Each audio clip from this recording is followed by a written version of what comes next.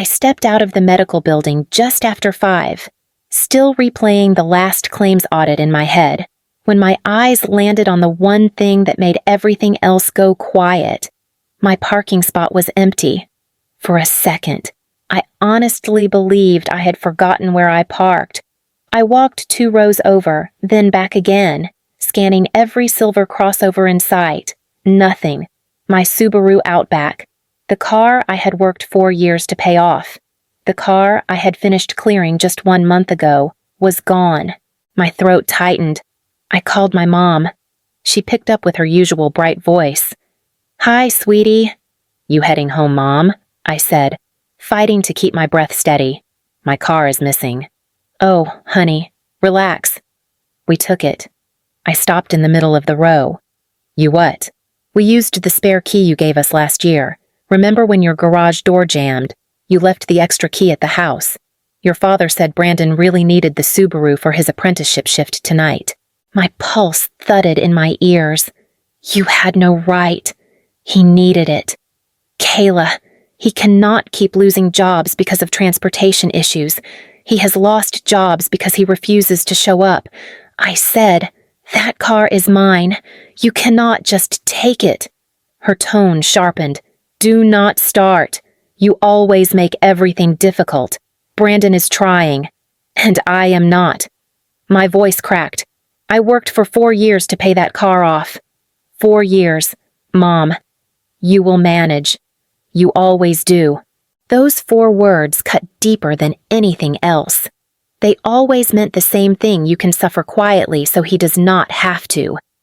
I swallowed the burn behind my eyes. "I am calling the police." Silence filled the line. Then, "You would not dare." "I already am." I hung up and dialed 911. While the phone rang, I tried to breathe through the shaking in my hands. The operator answered, steady and professional. I explained the situation, step by step, feeling both numb and furious. When she said an officer was on the way, I nodded even though she could not see me. "If you are listening to this, stay with my story. People think family cannot cross certain lines. They can. And sometimes the only way to reclaim your life is to let the truth unfold, no matter how messy it gets." I stood beside the empty space where my car should have been and waited for everything that would come next. The 911 operator kept her voice steady, but every question she asked made my stomach twist tighter. "Who currently has access to the keys?" she asked. "My parents," I said. "They kept the spare. I never thought they would actually use it. Did you give anyone permission to drive the vehicle today?" "No." "Absolutely not." There was a short pause, the kind that feels like someone is weighing your entire life. Has something like this happened before I closed my eyes? Not exactly like this, but they have taken things for Brandon before. They say he needs them more than I do. The operator exhaled softly. Not judging, just listening. "Where were you when you last saw the vehicle this morning?" "Around 8, in my assigned spot." "The Subaru was right here." "All right. An officer will meet you at your location. Please remain where you are." When the call ended, I stood there gripping my phone until my fingers ached. My mother's words echoed through my head, looping with the same sting. "You always manage." The truth was, I managed because no one else ever did. My phone buzzed again. "Mom?" I let it ring. Then Dad called, then Mom again. Eventually, I picked up. Dad's deep voice came through, tight with irritation. "Kayla, do not make this bigger than it is." "You took my car," I said. "Without permission. We borrowed it. You used a spare key I trusted you with. That is not borrowing." "She said you were calling the police." He said, "Tell me that is not true." "It is true. You are punishing your brother. I am protecting my property." Another pause, sharper this time. "This could ruin his apprenticeship. Think about what you are doing." "I have thought about it. No one thought about me when you took my car." He inhaled like he was preparing to shout, but I hung up first, for a moment. Everything went quiet again. No calls, no voices, just the cold space where my car should have been. Then my phone vibrated with a new notification from the emergency line. "The officer is on the way." The message read. I held on to those words like they were the only solid thing left. Officer Ramirez arrived within 20 minutes, a calm presence in a dark uniform, her notebook already in hand. She looked at the empty space, then at me, and her voice softened just enough to make my throat tighten. "You reported a vehicle taken without permission." "Yes," I said. "My parents used a spare key. I never told them they could take it." She nodded. "Let's go through everything carefully." I handed her my registration, insurance, and the payoff letter showing the Subaru was officially mine. When she saw the date, she lifted her eyes. "You finished paying this off 1 month ago?" I nodded. It meant everything to me. "Tell me what your parents said." I opened the text thread with my mother. The message sat there like a bruise. "We took the Subaru for Brandon. He needed it. Do not overreact." Officer Ramirez read it, then looked at me again. "Did you explicitly give them permission to use the spare key?" "No." "Did you tell them they could use your car under any circumstance today?" "No, never." "I did not even know the key was still at their house." She wrote quickly, her expression tightening with each detail. "Family situations get complicated," she said, "but the law is clear. If you did not authorize the use, it is considered unauthorized operation of a motor vehicle." Hearing those words out loud broke something inside me. My voice wavered. They always do this. Not taking cars, but taking things. They sold my camera when I was 16 because Brandon wanted a gaming laptop. They made me miss a scholarship weekend because he wrecked his friend's truck and needed someone home. They say he is fragile, but he is 24 and still. My voice cut off. I hated the way it cracked. Officer Ramirez closed her notebook gently. "I believe you, and I want you to understand something. You are not overreacting." Tears slipped down before I could stop them. She handed me a tissue without making a show of it. "I will file this," she said. "A BOLO will be issued for the Subaru. If your brother is behind the wheel, he will be stopped. We will contact you as soon as we locate the vehicle. You did the right thing by reporting it." I exhaled, a shaky, uneven breath. No one in my family had said those words to me in years. As she walked back toward her cruiser, she paused.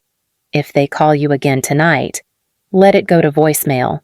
You do not have to engage with anyone who refuses to respect you." I nodded. For the first time all day, I felt something steady beneath my feet.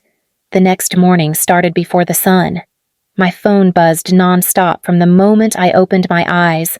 First Mom, then Dad, then a number I did not recognize, then another.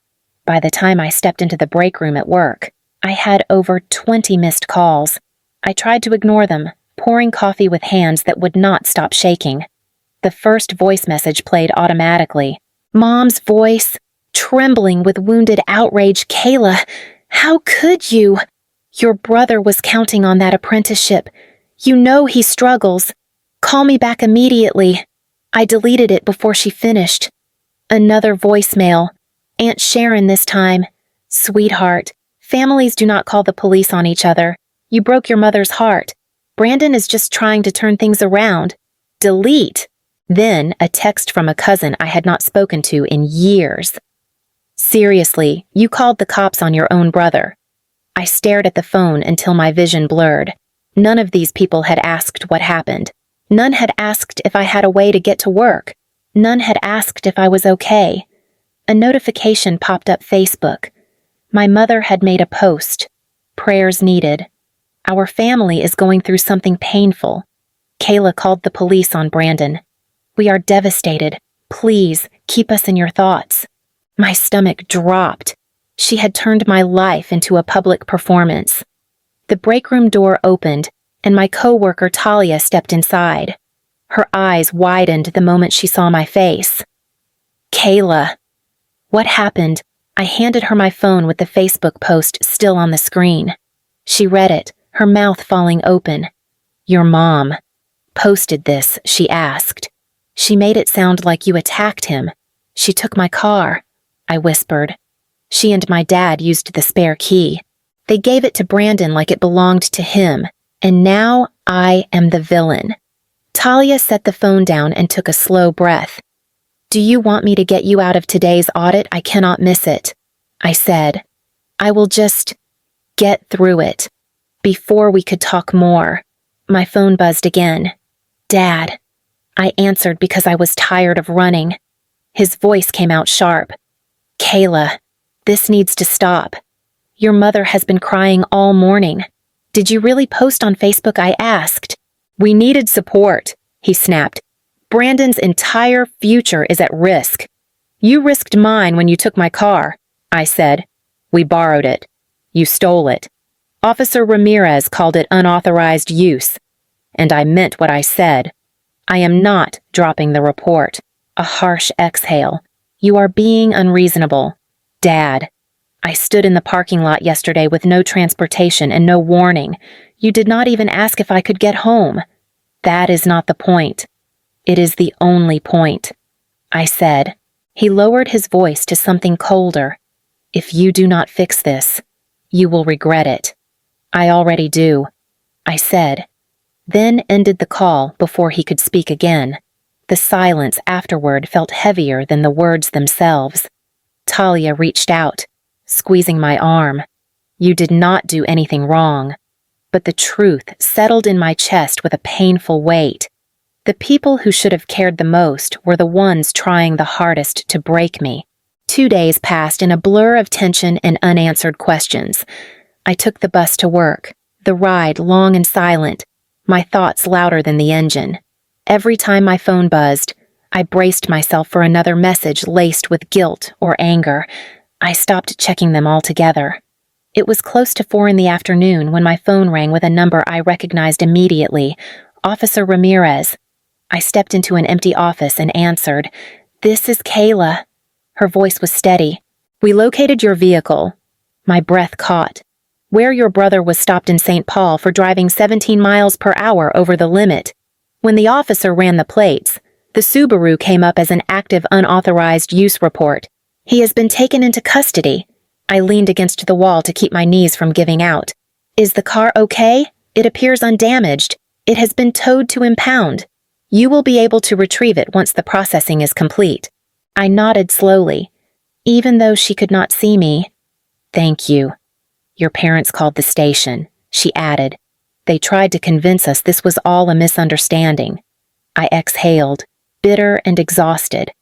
Did they give you permission for him to take it? They said they assumed you would agree. Her voice lowered. That is not how consent works. I closed my eyes. I know. We will follow up with the prosecutor's office. She said, you will be contacted about next steps. When the call ended, I sank into the desk chair. My hands covered my face, and the flood of emotions finally broke through anger, heartbreak, relief, and something else I had not felt in days, validation. A soft knock came at the door. Kayla. It was Talia. She stepped in carefully. I saw you slip away. Are you all right? I wiped my eyes, though it did not help much. They found my car. Brandon got pulled over. Her eyebrows rose. Is he in custody? My voice wavered. Officer Ramirez said my parents called the station. They tried to talk the police out of it. Talia shook her head slowly. Of course they did. I let out a shaky laugh, broken, not amused. I do not think they care what this has done to me. Only what happens to him. Because you finally stopped playing the role they wanted, she said. People get angry when the person they depend on sets a boundary. I stared at my hands. It should not feel this heavy. It feels heavy because you carried all of them for years. Her words hit deeper than I expected. My phone buzzed again. Dad, then Mom, then Aunt Sharon.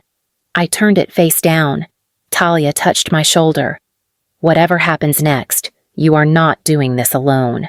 For the first time in a long time, I felt the faintest shift, something small, but real, a reminder that the world outside my family could still hold kindness. I spent Saturday morning trying to clean my apartment, but every task felt unfinished. My mind kept circling the same thoughts: Brandon in custody, my parents furious, the Subaru locked in impound. I was drinking lukewarm coffee when a knock sounded at my door. When I opened it, my grandmother, Gloria, stood there with my aunt behind her. Grandma leaned slightly on her cane, her eyes soft but troubled. Avery told me you needed a ride. Aunt Avery said quietly. I will wait downstairs. Grandma stepped inside without asking. You look tired, she said. I am, I admitted. She eased into a chair, studying my face long enough that I felt myself shrinking. Your mother is beside herself, she said. She says Brandon's apprenticeship might be revoked. I sat across from her. He took my car. That has consequences. Her brow furrowed. He is young, Kayla. He is 24. I said, when I was 24, I was working 2 jobs and saving for that Subaru. No one covered for me. Grandma exhaled slowly. Your parents made a mistake. They made a choice. I corrected. And it was not the first time. She hesitated, her fingers tightening around the handle of her cane. Your mother, she told me something last night, something I did not know she still carried. I waited. When she was younger, Grandma said, she had to give up a scholarship trip because your uncle wrecked the family car. I let him get away with too much. I enabled him, and she paid for it. I felt the room tilt. You did the same thing she is doing now. Yes, she whispered, I did. And she learned from me in all the worst ways. Her confession pierced deeper than any accusation my parents had thrown at me. I am not trying to excuse her, Grandma said. I just want you to understand why she panicked. She has always believed the stronger child should bend for the weaker one. I laughed, but it came out brittle. I am not strong because I want to be. I am strong because no one ever helped me. Grandma's eyes softened. I know.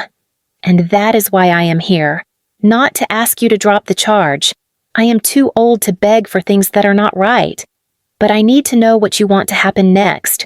I thought about the years of unfairness, the sacrifices I had made invisible, the way my parents treated Brandon's needs as emergencies and mine as inconveniences. I want him to learn something, I said. Something real. Something that does not get erased because Mom cries or Dad yells. Grandma nodded slowly. And if the family breaks over this, it broke a long time ago. I said, I am just not pretending anymore. She reached out and took my hand, her grip surprisingly warm. Then, whatever happens next, you stand firm. No cycle ends unless someone chooses differently. Her words lingered long after she stood to leave.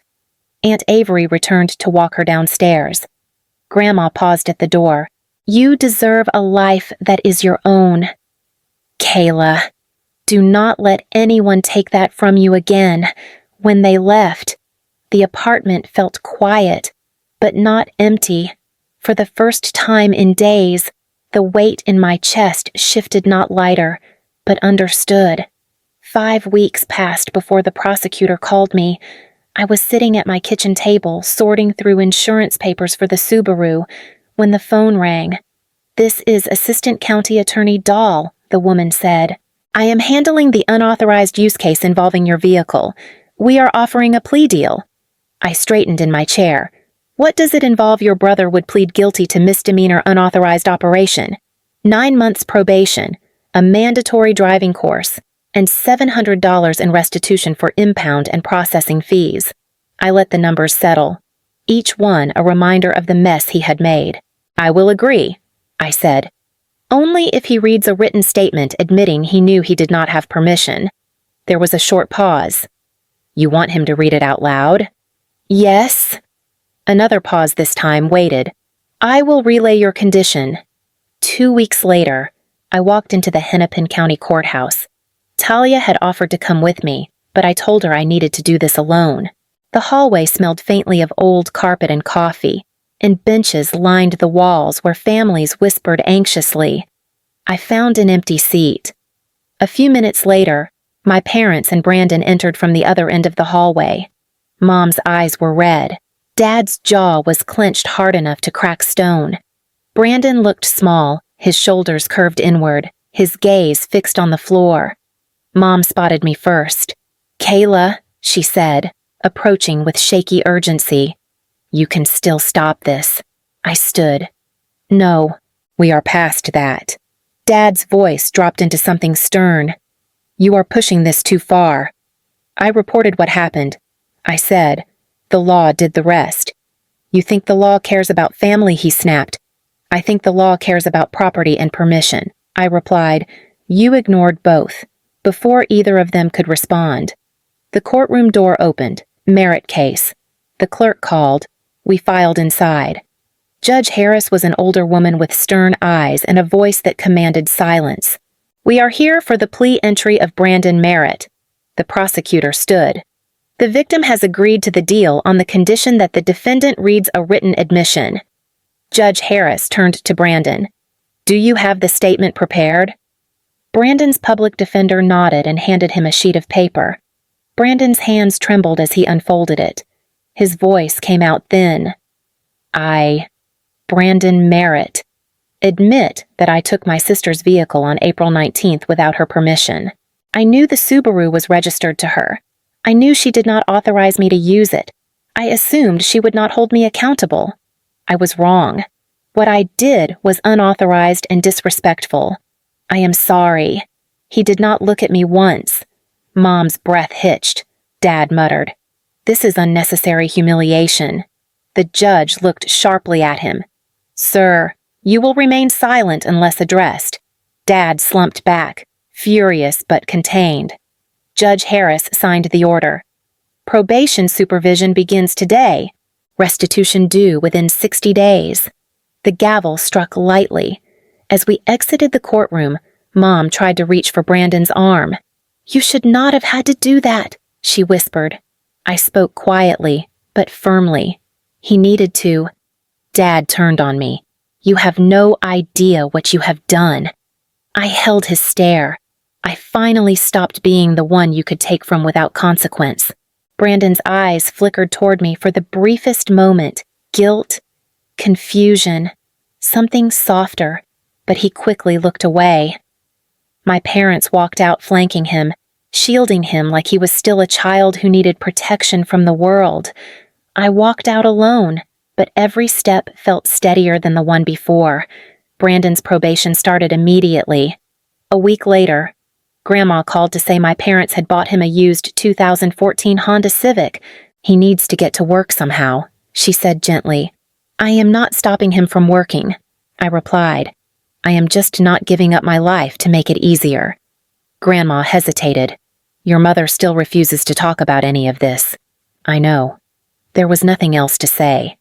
After we hung up, I sat on the floor of my living room surrounded by the stack of documents from the case. The Subaru's impound fees, the court notifications, the form showing restitution would be mailed directly to me. None of it felt triumphant, but it felt final. At work, Talia slid into the seat beside me during lunch. "Have your parents tried calling again?" I put their numbers on silent. I said, "They can leave messages if they want. I will listen when I am ready." She nodded. "That is allowed, you know." I pressed my hands together. It is strange. I thought I would feel free the moment the court case ended, but it is more quiet than anything. "That is what it feels like when you stop carrying everyone," she said. "You start hearing your own thoughts again." Later that week, I reclaimed my Subaru from impound. The engine turned over smoothly, but I could still smell the faint scent of energy drinks and fast food from Brandon's single day with it. I cleaned it out, refilled the tank, and installed a bright yellow steering wheel lock the moment I got home. That night, Mom called twice. Dad called once. I let all of them go to voicemail. When I finally listened, their voices sounded stiff, irritated, and nowhere near apology. "Call us back," Dad demanded. "We need to reset this family." I deleted the message. Grandma left one too. "I love you, sweetheart. Take your time." That one I kept. As days stretched into weeks, the distance between me and my parents became a boundary I no longer apologized for. Brandon served his probation quietly. My parents stopped asking me for anything. No favors. No money. No last-minute rescues disguised as family responsibility. I breathed easier. Not because everything was healed, but because, for once, nothing was being taken from me. Almost a full year passed before anything changed. I had settled into a life that felt steady work, quiet evenings, therapy once a week, and my Subaru parked safely in the garage every night with the steering wheel lock shining like a promise. I was getting used to the kind of peace that does not ask me to shrink. One Thursday evening, I came home to find an envelope slipped under my apartment door. My name was written on the front in a handwriting I recognized immediately. Brandon. I carried it to the kitchen table and sat down before opening it. The paper inside was lined, pulled from a spiral notebook. His handwriting was uneven but careful. "Kayla, I am in counseling now. My therapist says I need to understand why I thought it was normal to take things that were not mine, and why I expected you to fix everything I broke. I keep thinking about you standing in that courtroom. You were right. I did not look at you because I was ashamed. Not angry. I know saying sorry will not undo anything, but I am trying to be better than I was. Not for Mom or Dad. For me. Brandon." I read the letter twice, then a third time. There was no manipulation, no excuses, no begging. Just ownership. It did not erase the hurt, but it reached something in me I did not expect. I folded the letter carefully and put it in the drawer beside my bed. I was not ready to respond, but I was not ready to throw it away either. Later that night, I went down to the garage. I unlocked the Subaru and sat in the driver's seat, letting the familiar weight of the steering wheel settle beneath my hands. Somewhere in the quiet, I realized I felt safe in a way I had not felt since childhood. For anyone listening to this part of my story, hold on to that truth. Boundaries do not break families. They reveal who is willing to respect you. If you want to hear how this journey shaped the rest of my life, stay close. There is more to tell, and I want you with me when I tell it. I locked the car again and walked upstairs, the letter still echoing softly in the back of my mind.